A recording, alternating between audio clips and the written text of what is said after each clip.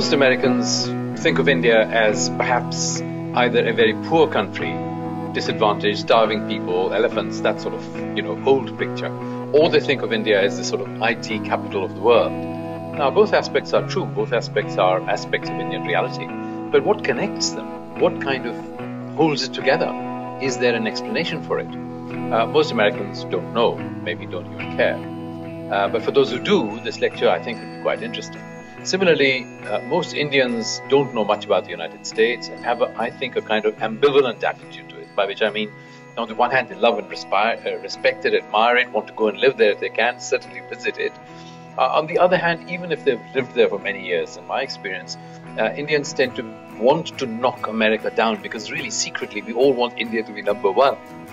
So we have this ambivalent attitude towards America, we don't really understand it.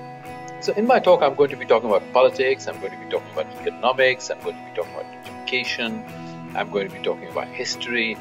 For example, the history of the United States is mostly a history, or can at least be looked on as a history, of a struggle for the soul of America between, on the one hand, varieties of Christianity, and on the other hand, varieties of materialistic atheism, with materialistic atheism having won unchecked, more or less, since the 80s.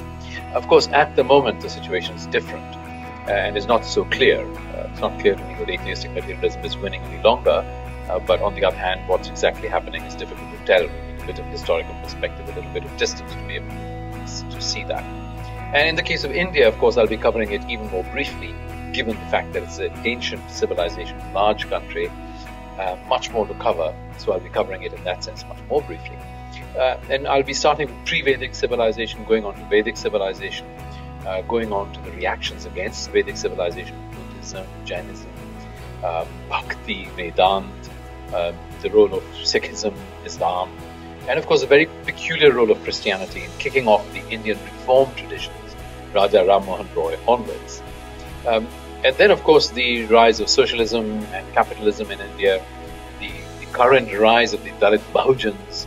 Do any of these, whether it's Hindutva or whether it's current materialistic capitalism in India, do any of these have substantial, at least, answers for India, let alone comprehensive answers for India, are the kinds of questions that I'll be discussing.